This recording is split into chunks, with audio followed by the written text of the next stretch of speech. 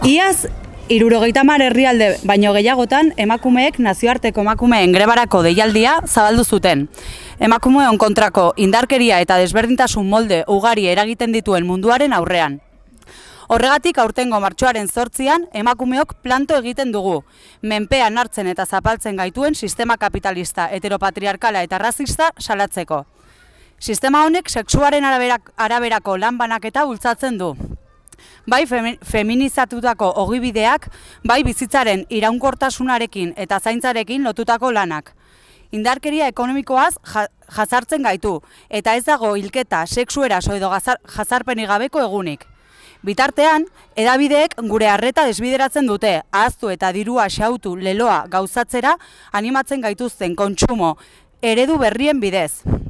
Horretarako estereotipo sexistak sistematikoki barreiatu eta emakumezkoen irudiak erabiltzen dituzte sexu objektu bezala. Eskoletan ere hezkuntza sistema patriarkal eta androzentrikoa nagusitzen da. Martxoaren 8an greba feministarako deialdia zabaldu nahi dugu. Egun horretan planto egingo dugu. Muga guztiak gaindituko dituen greba feminista bat proposatzen ari gara. Gure aldarrikapenak lan mundua zarago doaz. Lanaren kontzeptua birplanteatu nahi dugu, eta horretarako zaintza betebeharrei eta kontsumoari lotutako lanuztearen aldeko apostua egingo dugu. Egungo eredu neoliberal, predatzaile, arrazista eta koloniala auzitan jartzeko.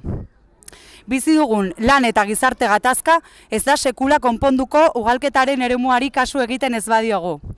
Emakumeek kalean, etxean, lantokien eta eremu intimoan hartzen duten espazioak berriro moldatu nahi dugu. Gure borrokak lan esparrua, politika, bizitza eta ekonomia zeharkatu behar ditu. Greba emakume guztiona da. Nola parte hartu dezakegun martxoaren 8an, lantoki eta ikasgeletan lanuzteetara batuz.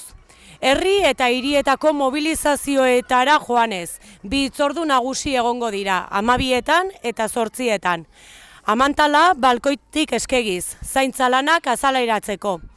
Merkatuan kontsumitzeari utziz, batez ere langileen esplotazioaren ikur diren enpresa handietan, objektutzat hartzen gaituztenak alegia.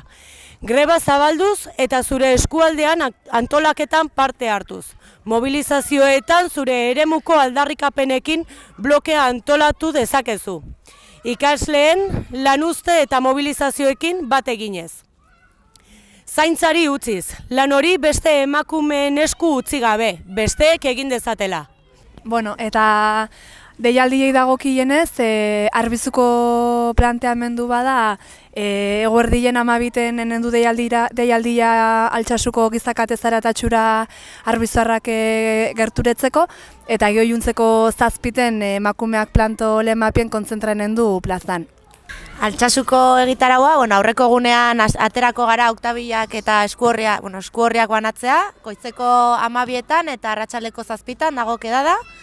Gero gaueko 12etatik aurrera Amantalak lehiora ateratzeko deialdia egiten dugu. Eta gero martxoak 8an, goizeko 9etan hasiko gara megafonia pasatzen herrian zehar. Egun guztian zehar kalean instalazio ezberdinak egongo dira. 11etan kedada egongo da hemen gure etxean, baina 12etan izango da gizakatea. Gizakatea zaratatxua, eta herriko puntu desberdinak, desberdinetatik pasako den katea izango da.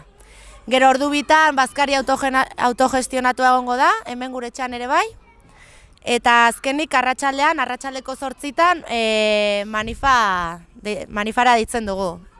Sakana mailako manifa izatea nahi dugu. Eta hori egun guztian zehar, brazalete morea edo peto morea edo arropa morea jaztea gonbidatzen ditugu emakumeak. Eta hori gizakatera eta manifara zarata egiteko tresnaren bat ekartzea ere bai. Sakonok ikasleria baita ere batuko gara greba feministara, goizeko parora batuz. Eta txarrin egingo da hezkidetzaren inguruko formakuntza mixto bat ikastetxean bertan.